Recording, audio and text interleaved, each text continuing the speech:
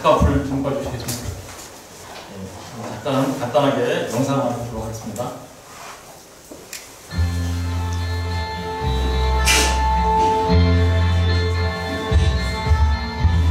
My little boy came up to me in the kitchen this evening while I was making dinner, and he handed me a piece of paper he'd been writing on. And after wiping my hands on my apron, I read it. And this is what it said. For mowing the lawn, $5. For making my own bed this week, $1. For going to the store, 50 cents. Playing with little brother while you went to the store, 25 cents. For taking out the rubbish, $1. Getting a good report card, $5. And for raking the yard, $2. Total owed, $14.75. Well, I looked at him standing there expectantly, and 1,000 memories flashed through my mind. So I picked up the pen, turning the paper over. This is what I wrote. For the 9 months I carried you, growing inside me, no charge. For the nights I've sat up with you, doctored you, prayed for you, no charge. For the time and the tears that you cost through the years, there's no charge. When you add it all up, the cost of my love is no charge. For the nights filled with dread and the worries ahead, no charge. For advice and the knowledge and the cost of your college, no charge. For the toys, food and clothes, and for wiping your nose, there's no charge though. When you add it all, the full cost of my love is no charge. But when he finished reading, he had great big tears in his eyes. And he looked up at me and said, Mum, I really do love you. Then he took the pen and in great big letters he wrote, paid in full. When you add it all, the cost of real love is no charge.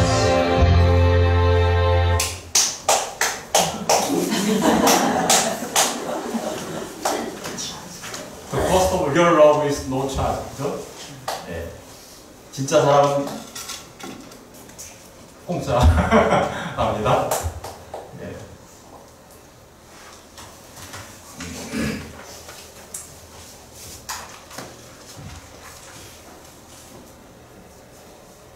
오늘 믿음의 가정이라는 말씀으로 은혜를 나누려고 합니다. 그럼 오늘 말씀 읽은 걸 보면 사람들은 그렇게 얘기해요. 아이고, 아내들아, 남편들한테 뭐하래요? 복종해라. 남편들아, 아내들을 사랑해라. 부모들아, 자녀들을 어떻게요? 자녀들아, 부모에게 어떻게요? 순종하라. 그리고 부모들아, 자녀들에게 어떻게요? 네, 노엽게 하지 말고 용기를 잃지 않게 해라. 라는 얘기합니다. 이렇게 얘기하면 사람들은 아유, 시대가 어느 시대인데 그렇게 고리타분한 얘기를 해요. 그렇게 얘기하죠. 남편한테 아내가 복종해야 합니까? 혹시 그 말 뒤집어 읽어야 되는 거 아니에요? 이렇게 생각하죠. 그죠? 네? 아내들아 남편에게 복종하라. 이는 주 안에서 마땅하니라. 이게 아니라 뒤집어서 읽어야 되는 거 아니에요? 남편들아 아내들에게 복종해라. 이는 주 안에서 마땅하니라.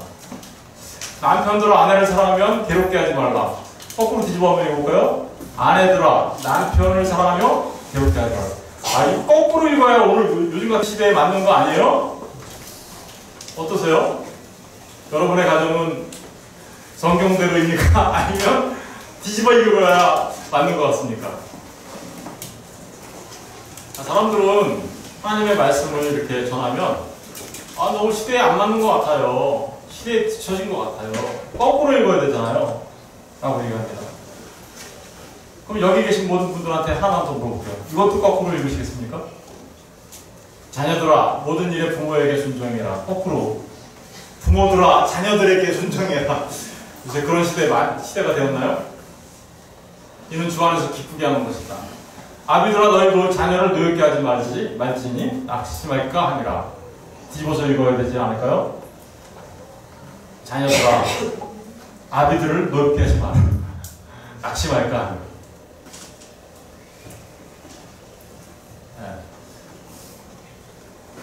오늘날 현대를 살아가는 모든 사람들은 하나님의 말씀이 뭔가 시대에 안 맞는 것 같고 뭔가 시대에 뒤처진 것 같고 좀 구태의연하고 고리타분한 그런 얘기가 아닐까라고 생각합니다.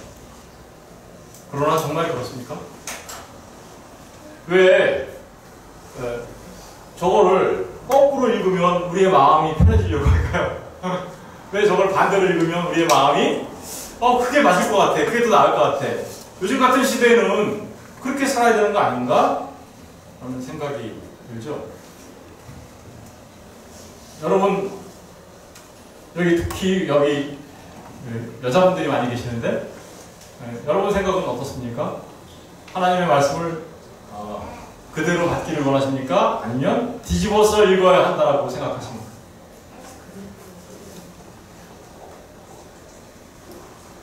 사실은 세상이 뒤집혀지고 있죠, 그죠? 아니, 세상이 뒤집혀지고 있습니다. 가치가 전복되고 있고, 사람들이 세상을 바라보는 눈이 바뀌고 있습니다. 그죠? 그리고 또 오늘날 살아가는 모든 현대인들의 생각이 바뀌고 있습니다. 그래서 혹자는 하나님의 말씀도 거기에 맞춰서 바꾸어서 전해야 한다고 얘기합니다. 그렇습니까? 그렇지 않습니다. 하나님의 말씀은 항상 진리입니다. 항상 하나님의 말씀은 언제나 어제나 오늘이나 내일이나 동일하게 진리입니다. 왜 사람들은 하나님의 말씀을 뒤집어 읽으면 더 마음이 편해지는 걸까요? 편하게 느껴지려고 할까요? 그것은 말세에 나타나는 현상입니다.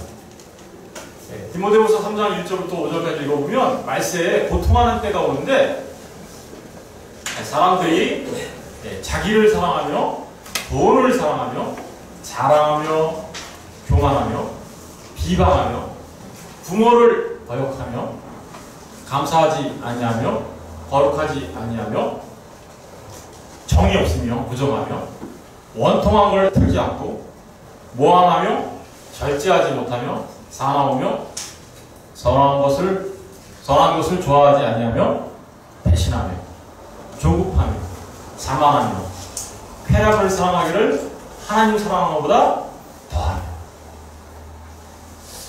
말세에 고통하는 때에 나타나는 현상이라고 얘기합니다. 가장 중요한 말씀들을 제가 이렇게 파란색으로 칠해놨는데요. 말세에 나타나는 가장 중요한 현상 중에 하나가 뭡니까? 자기 사랑이죠. 사실은 돈을 사랑하고 쾌락을 사랑하는 것도 그저 자기 사랑에 들어가는 것 뿐이죠. 나머지 모든 것, 자랑, 교만, 비방, 이런 모든 것들도 사실은 결국은 자기 사랑에 귀결돼요. 말세에 고통하는 때가 결국은 그 고통이 왜 오는가 보면 자기를 너무 사랑하기 때문입니다. 자기를 너무 사랑하니까 결국은 그것이 자기한테 부메랑이 되어 자기로 고통케 하는 그죠? 일들이 벌어질 거다라고 말하고 있는 거죠. 가장 큰 이유는 하나님을 사랑하는 것보다 누굴 더 사랑해요? 자기를 더 사랑해요. 결국은 하나님을 사랑하는 것보다 자기를 더 사랑하니까 모든 가치가 전도되고 그죠? 하나님의 말씀이 거꾸로 되는 게 자기한테 더 편하게 느껴지고 그게 마치 순리인 것처럼 여겨지고 또 그게 옳은 것처럼 느껴져서 하나님의 말씀은 마치 구태의연하고 고리타분한 얘기처럼 들리고 오히려 그것을 뒤집었을 때 맞아 그게 나한테 좋지 라고 생각하며 그렇게 여기는 우리들의 모습을 보게 됩니다. 저와 여러분의 모습은 어떤가요? 이런 모습은 우리의 가정 안에서도 그대로 드러납니다. 그죠? 우리의 가정 안에서도 부모와 자식 간의 관계, 그죠? 그 다음에 부부 간의 관계, 이 모든 것들도 자기 중심으로 여기기 때문에 우리 가정 안에도 큰 문제가 일어나는 거죠. 여러분, 배우자가 자기를 위해 존재해야 하는 도구이고 수단인 경우, 그렇죠. 그런 자기 사랑을 위해서 필요한 존재일 뿐이지, 정말 내가 사랑해야 하는 대상이라고 여겨지지 아니하면 그때부터 부부간의 관계는 깨지기 시작합니다. 자식과의 관계도 마찬가지예요. 자식과의 관계도 자기중심적으로 생각하기 시작한 자식을 자기의 도구로 생각하고 마치 자식이 자신의 군장이냐, 그죠? 자신의 계급장이냐 생각한다면 자식은 자기 사랑의 도구로 전락하게 됩니다. 자식들도 마찬가지죠. 부모를 자기 유익을 위하여 사용해야 하는 도구로 생각하는 순간 부모는 부모의 가치가 더 이상 나의 유익이 떨어지는 순간 어떻게 돼요? 부모로서의 가치를 상실하게 되고 그렇게 됨으로써 어떻게 해요? 부모가 자식들로부터 귀하게 여김을 받지 못하고 심하게는 버림받고 오늘날 참 무서운 현상들이 많이 일어나죠. 뭐 보험금을 타먹으려고 결혼하자마자 어떤 남자가 여자를 정말 말하기도 싫은 그런 일들이 막 벌어지고 자식이 부모를 해야 하는 그런 일들이 마구 일어나는 현상들이 다 무엇 때문입니까? 한마디로 말하면 자기 사랑인 거예요. 자기중심적인 사고. 문제의 본질은 자기중심적인 거였습니다. 모든 문제의 본질은 자기중심적. 그러다 보니까 이 자기중심적인 것이기 때문에 아내에게 남편이 아내에게 자신을 위한 수단으로 전락하는 순간 둘의 관계는 깨지게 됩니다. 부모와 자식 간의 관계는 똑같습니다. 그 자기중심적 관계 안에는 좀 더 나가면 이런 진리가 작동해요. 보상을 요구하는 관계. 내가 너한테 이렇게 많이 했는데 자식을 키워놓고 이렇게 했는데 네가 나한테 이럴 수가 있니? 아까 뭐라 그랬어요? 진짜 사랑은 노차지. 노차지라고 얘기하잖아요. 그런데 계속해서 $5, $2 라고 얘기하면 여러분 진짜 사랑은 노차지입니다. 그런데 사람들은 어떻게 해요? 계속해서 내가 너한테 이렇게 해줬으니까 너도 나한테 이렇게 해줘야지. 내가 당신한테 이렇게 했으니 당신도 나한테 이렇게 해줘야지. 왜 나만 이 일을 해야 돼? 당신도 똑같이 해야지 라고 얘기하며 똑같은 권리와 똑같은 권리를 주장하며 똑같은 의무를 부과해야만 마치 그래야 동등하고 평등한 것처럼 이렇게 생각한다 이 말이죠. 반드시 보상을 받아야 되는 관계로 생각한다라는 것이죠. 여러분 자식한테 부모가 그런 마음으로 자식을 키웁니까? 물론 자식이 나중에 잘 되어서 부모를 잘 공경하는 것은 우리가 권장해야 될 일이고 또 그렇게 자식 입장에서는 당연히 그렇게 여겨져야 되는 것이죠. 그런데 부모가 정말 네가 나한테 나중에 이걸 모든 걸 다 갚아주지 않으면 난 널 사랑하지 않을 거야 라고 말하는 부모 보셨습니까? 있긴 있죠. 없는 건 아니죠. 인간이 워낙 타락했으니까. 그러나 보통 보편적인 정서에서 보면 그것은 올바른 자식에 대한 사랑이라고 말하기가 어렵습니다. 자식 또한 그렇습니다. 부모를 공경하라고 했는데 부모가 더 이상 나에게 아무것도 줄 수 없는 연약하고 힘없는 존재가 되었다고 해서 부모를 공경하는 거, 나한테 아무것도 못해주는 부모를 내가 공경하면 뭐 할 건데, 나한테 아무런 유익이 없는데 오히려 귀찮기만 하지 라고 생각한다면 그런 보상을 요구하는 관계. 내 부모한테 잘했고 부모한테 내가 많은 것들을 들여서 잘 섬겼는데 부모가 나중에 나에게 투자해줄 가능성이 없잖아? 라고 생각하는 그런 관계. 그렇게 보상을 요구하는 관계라면 그게 정말 올바른 부모와 자식 간의 관계라고 말할 수 있겠습니까? 여러분, 부모가 자식에게 그 사랑을 줄 때도 노 차지고, 또한 자식이 부모에게 그 공경함을 드릴 때에도 노 차지해요. 사람들이 계속해서 이런 가정 안에서 문제가 되는 것은 항상 자기 중심적이며 뭔가를 보상을 받고자 하는 심리 때문에 그렇습니다. 여러분, 계약과 약속이 다른 게 뭔지 아세요? 계약은 둘이서 하죠. 둘이서 합니다. 그런데 둘이서 하는데 대부분이 어떤 관계예요? 가불 관계일 가능성이 크고, 그리고 조건부죠. 내가 이걸 해주면 네가 나한테 이걸 해줄 거야. 반드시 그렇습니다. 내가 너한테 이거 하면 너도 나한테 이거 할 거야. 조건부예요. 그러나 약속은 둘이서 한다는 사실은 분명히 같습니다. 그러나 가불관계가 아닐 수도 있어요. 평등관계일 수도 있어요. 더더구나 어떻게 보면 가불관계라기보다는 갑이 더 약한 관계. 그래서 그 약속을 내가 너한테 꼭 지켜줄게 라고 말할 수 있는 관계. 그리고 그 약속은 조건이 없을 수도 있어요. 그죠? 아빠가 자식한테 내년에 내가 너한테 꼭 네가 갖고 싶어하는 자전거를 사줄게. 조건이 있어요? 자식한테? 조건 없는 그걸 약속이라고 해요. 그런데 그 약속, 계약은 그러니까 상업적이고 계약적인, 결혼도요, 서로에게 뭔가를 요구하고 조건을 요구하고 달기 시작하면 그게 뭐예요? 약속으로서의 결혼이 아니라 계약으로서의 결혼이 되어버리는 거예요. 결혼도. 그죠? 오늘날 젊은 사람들이 약속으로서의 결혼을 생각하며 사랑하며 살아가는 게 아니라 너무나 물질적이고 너무나 자기 보상적이고, 그렇기 때문에 어떻게 해요? 결혼조차도 계약으로 생각해요. 좀 살아보다가 계약 조건에 안 맞으면 파기한다? 참 안타까운 일이죠. 여러분, 이 약속보다 더 이제 성경적인 언어가 뭐냐면 커버넌트, 언약이죠. 언약. 하나님과 우리 사이에 맺어진 언약. 구약과 신약을 말하는 거예요. 그죠? 언약 관계. 언약 관계도 똑같이 쌍방간의 관계입니다. 평등하지 않아요. 하나님이 훨씬 크세요. 그런데 하나님은 우리에게 아무런 조건도 없이 약속을 해주세요. 아무런 조건 없어요. No charge라고 얘기하세요. No charge라고 얘기하시면 뭐라고 얘기하세요? 나는 너에게 복이 될 거야. 내가 너에게 생명이 될 거야. 내가 너를 구원해낼 거야.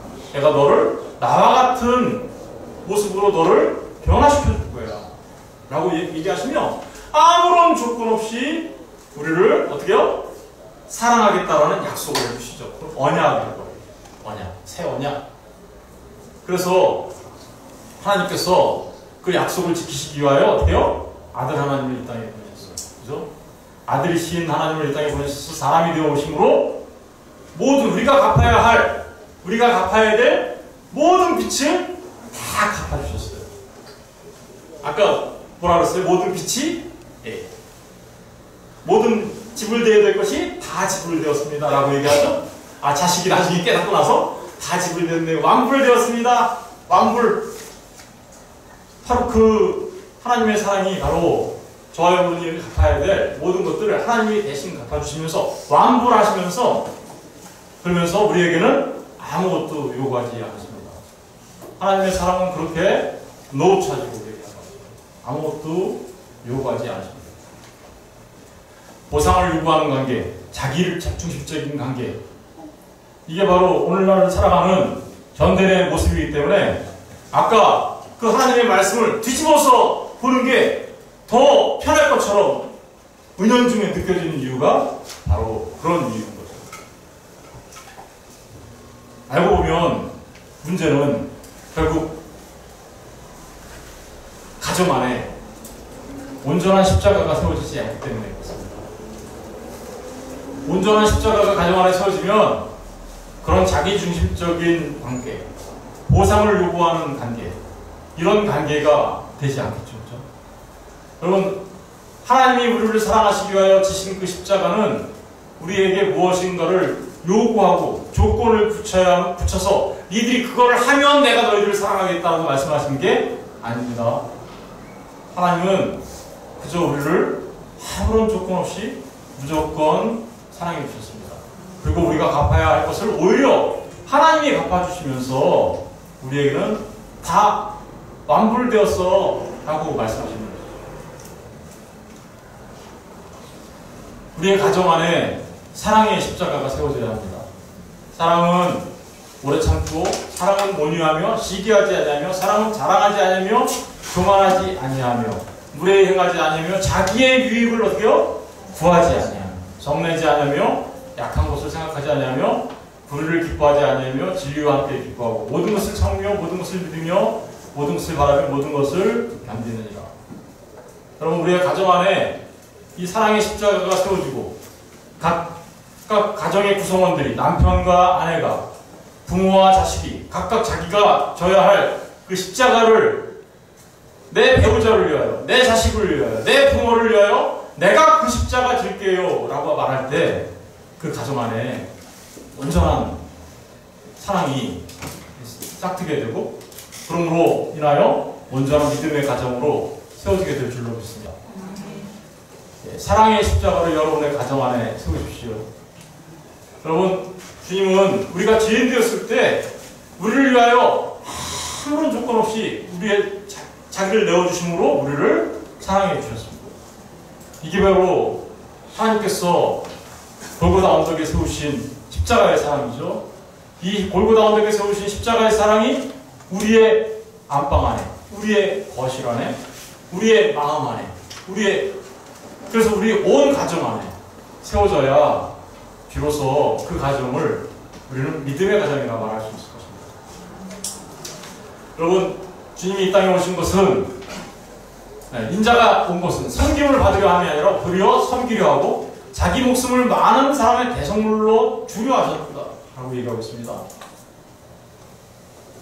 남편에게, 아내에게 내가 이렇게 했으니 당신은 이렇게 해줘야 돼 라고 요구하기 이전에 내가 정말 남편을 위해서, 아내를 위하여 해야 할 일이 무엇인지를 먼저 생각하는 사람, 그리고 자녀들을 위해서 내가 무엇을 해야 할지 먼저 생각하는 사람, 부모를 위해서 내가 무엇을 해야 할지를 생각하며 그 일을 하기 위하여 애쓰고 힘쓰는 사람, 그러한 사람들로 구성된 가정이야말로 정말 주님이 모신 섬김의 십자가를 자신의 가정 안에 세우는 사람들이라고 그랬습니다. 여러분, 정말 이런 십자가를 세워야 되는 거죠.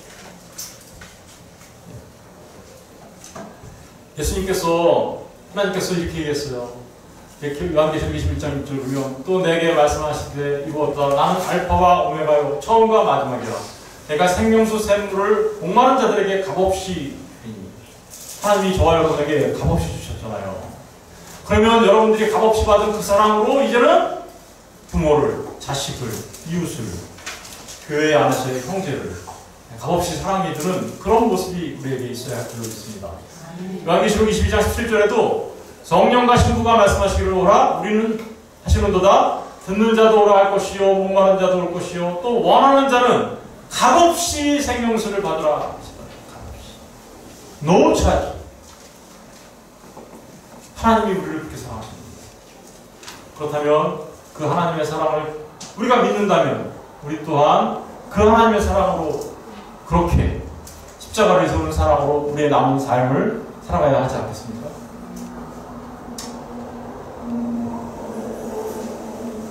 부모와 자식 간의 관계, 부부와 부부 간의 관계는 단순하게 이 땅에서 우리가 살아가는데 그 모든 것으로 끝나지 않습니다. 사실은 그 부부 간의 관계나 자식 간의 관계 안에는 복음의 큰 비밀이 숨겨져 있어요. 그것은 먼저 아내와 남편의 관계 속에서 엄청난 복음의 비밀이 숨겨져 있죠? 우리 한번 다 같이 읽어볼까요? 시작. 그러므로 교회가 질서에게 하듯 아내들도 범사에 자기 남편에게 복종하시니라. 남편들아 아내 사랑하기를 그리스도께서 교회를 사랑하시고 그 교회를 위하여 자신을 주식같이 하라.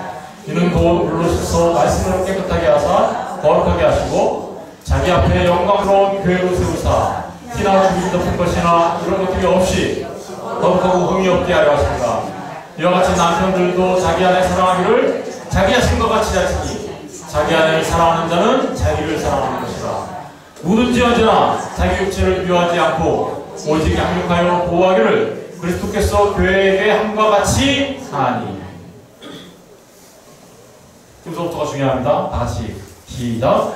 우리는 그 몸의 지체입니다. 그러므로 사람이 부모를 떠나 그의 아내와 합하여 그 둘이 한 육체가 될지니 이 비밀이 이도다. 나는 그리스도와 교회에 되노라.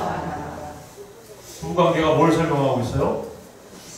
그리스도와 교회. 아까 그 하나님의 말씀을 뒤집어야 합니까? 뒤집을 수 없죠, 그죠? 이것은 바로 그리스도와 교회의 관계를 설명하고 있는 거예요. 남편과 아내의 관계는 주님이 교회를 사랑한 것처럼 남편은 아내를 사랑해라. 남편이 아내를 사랑하는 것을 통하여 그리스도의 사랑을 깨달을 수 있다 라는 뜻이 그 안에 들어가 있습니다.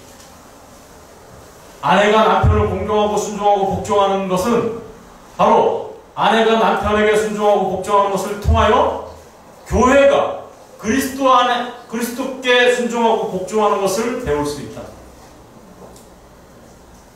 바로 그리스도께서 교회의 머리 되심을 알 수 있는 게 남편과 아내와의 관계다 라고 말하고 있는 겁니다. 여러분, 부부간의 관계를 통하여서 하나님이 우리를 얼마나 사랑했는지, 그 신랑 되신 주님이 신부된 우리 교회를 얼마나 사랑했는지를 알게 하는 것이고, 또한 신부가 그 그리스도로 인하여 생명을 얻게 되어 주님의 아름다운 신부로 세워졌음을 알게 하는데 더 큰 목적이 있어요. 남편들이 아내가 나한테 복종해야 하니까 복종해!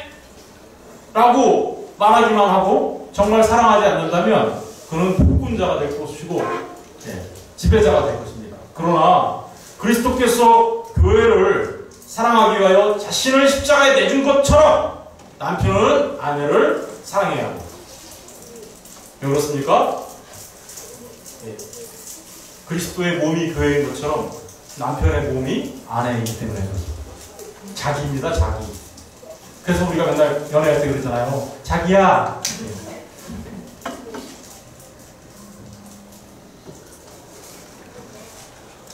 마찬가지로 아내도 마찬가지죠. 그리스도는 교회의 머리이신 것처럼 남편을 공경하고 순종함을 통하여 내가 그리스도를 공경하고 순종하는 것을 배우는 것입니다. 조건이 없습니다. 보상을 요구하지 않습니다. 그것이 참 사랑입니다. 부모와 자녀의 관계 속에서도 있죠. 그죠? 부모와 자녀의 관계를 한번 읽어볼까요? 다시 시작. 자녀들아 주 안에서 너희 부모에게 순종하라. 이것이 옳으니라. 내 아버지와 어머니를 공경하라. 이것은 약속이 있는 첫 계명이니 이로써 네가 잘되고 땅에서 장수하리라. 또 아들아 너희 자녀를 늘 피하지 말고 오직 주의 교훈과 훈계로 양육하라. 부모에게 공경하는 것, 그것은 진짜 부모이신 하나님을 알게 하게 합니다.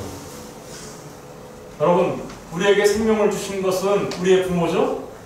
그러나 우리의 부모를 통하여 생명을 주신 생명의 근원이신 분은 하나님이십니다. 믿으십니까? 그 하나님이 우리의 진정한 부모잖아요. 부모를 공경하는 것을 통하여 누구를 공경하는 걸 배워야 돼요? 하나님 공경을 배워야 돼요. 여러분, 하나님을 공경하는 것을 배우는 것, 그들에게 약속 있는 첫 계명이라고 얘기합니다. 그것은 내가 잘되고 땅에서 배워 장수하려. 여러분, 땅에서 장수한다라는 말이 무슨 뜻일까요? 여러분, 이 땅에서 부모를 그냥 이 땅에서 부모를 잘 공경하면 이 땅에서 오래, 가뜩이나 100세 시대인데 한 150살까지 사는 게 벽에 똥칠하며 사는 게 장수하는 게 좋은 거예요, 그게? 네? 그런 의미 아니겠죠? 그런 의미보다 더 큰 의미가 있죠. 저거는 그죠? 어떤 의미가 있습니까? 여러분, 시간이 끝이 있다라는 것은 장수가 아니에요. 끝이 있다라는 말은 어쨌든 모든 것은 끝이 있습니다라는 말은 짧다라는 뜻이에요. 짧다. 그러면 진짜 큰 거는 뭘까요? 그것은 끝이 없는 영혼을 말하는 거죠. 영혼을 말하는 거예요. 그렇다면 네가 땅에서 장사를 해서 땅은 뭘 상징할까요? 약속의 땅, 하나님 나라를 상징하는 거예요. 그 하나님 나라에서 네가 어떻게 해요? 영원토록 하나님께서 주신 그 생명으로 살아가게 될 거야 라는 말이 저 안에 들어있는 거예요. 부모를 공경하는 것을 통하여 하나님을 사랑하게 되고 공경하게 되면 네가 이 땅에서 잘되고 복을 받을 뿐만 아니라 더 나아가 영원한 하나님 나라에서 하나님께서 주신 그 생명으로 살아가게 될 거야 라는 것을 약속하고 있는 것이죠. 여러분, 그러니까 부모를 공경하는 것을 통해서 우리가 진짜 배워야 되는 것은 뭐예요? 하나님 나라와 하나님 나라에 계신 아버지 하나님, 그 아버지 하나님을 통하여 우리에게 생명을 주시는 그분의 사랑을 우리가 부모 공경을 통하여 배우며 깨달아 알아야 되는 것이죠. 부모를 공경하지 않는데 어떻게 하나님의 사랑을 알 수 있겠어요? 부모를 공경하지 않고 이 땅에서 하나님 나라를 경험하지 못하는데 어떻게 그가 하나님 나라에 들어가요? 반대로 이제 아비들아, 너희 자녀를 어떻게 해요? 노엽게 하지 마라. 자식은 우리의 만족을 위한 도구가 아닙니다. 내가 하지 못했던 건 네가 꼭 해서 내 원 좀 풀어달라고 얘기하는 그런 도구가 아닙니다. 자식은 자식이 잘 되면 나에게 계급장을 달아줘서 나의 신분을 높여주고 나의 자존심을 세워주는 그런 도구가 아닙니다. 그렇게 부모가 자식을 그런 도구로 사용하려고 할 때 자식은 노하게 되는 거죠. 노하게 됩니다. 여러분, 자식을 그렇게 세상에서 그런 가치관으로, 그런 세계관으로 가르칠 때 그들은 노하게 됩니다. 엄마 아빠는 나를 엄마 아빠의 영광의 도구로 그저 이용하시려고 하시나요? 그건 자식으로 하여금 다른 가치관과 다른 세계관을 갖지 못하게 하는 것이고 하나님을 알지 못하도록 마치 세상이 전부인 것처럼 나는 하나님을 믿는다고 하면서 세상의 가치를 자식들한테 주입시키고 그것이 옳다라고 얘기한다면 그분이 정말 하나님을 믿는 사람 맞겠습니까? 자식들을 가르칠 때 뭐라고 얘기합니까? 오직 주의 교훈과 훈계로 양육하라 라고 얘기하고 있지 않습니까? 여러분, 열심히 우리가 자식들을 교육을 시키고 공부를 가르치고 뒷바라지를 해주고 하는 거 최선을 다해야 합니다. 그러나 늘 그들에게 우리가 해야 할 일은 그들에게 내가 하고 싶은 그것이 되라고 말할 것이 아니라 나를 높여줄 그것이 되라고 요구할 것이 아니라 그것이 되어야 내가 내 어깨가 좀 올라가지 않니? 라고 말할 것이 아니라 오직 주의 교훈과 훈계로 양육하여서 그들이 온전히 하나님 앞에 겸비되고 온전히 하나님의 사람으로 세워지고 그래서 참 사랑을 알아가는 부모한테 노차지 라고 말할 수 있는 사람으로 자라게 해야 하지 않겠습니까? 여러분은 교회 다니는 가정입니까? 아니면 그리스도의 가정입니까? 교회 다니는 가정은 하나님을 믿는다고 하면서도 여전히 전복된 가치관으로 살아갑니다. 교회 다니는 가정은 하나님을 믿는다고 하면서도 여전히 보상을 요구하는 관계 속에서 살아갑니다. 교회 다닌다고 하면서 하나님의 말씀을 뒤집어서 읽으면 편하다고 생각합니다. 교회 다닌다고 하면서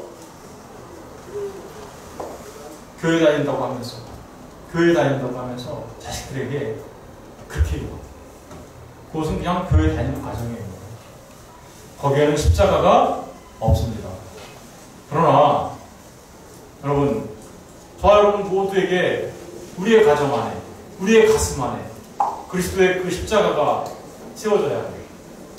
그리고 그 사랑으로 우리가 부모를 공경하고, 그 사랑으로 자식을 사랑하며, 그 사랑으로 형제를 사랑하고 이웃을 사랑하는 그 가정이야말로 그리스도의 가정. 그럼 저와 여러분이 정말 교회 다니는 가정이 아니라 진정한 그리스도의 가정으로 여러분의 가정을 세워가시는 그런 참 하나님의 사람들 되시기를 기념으로 축원드립니다.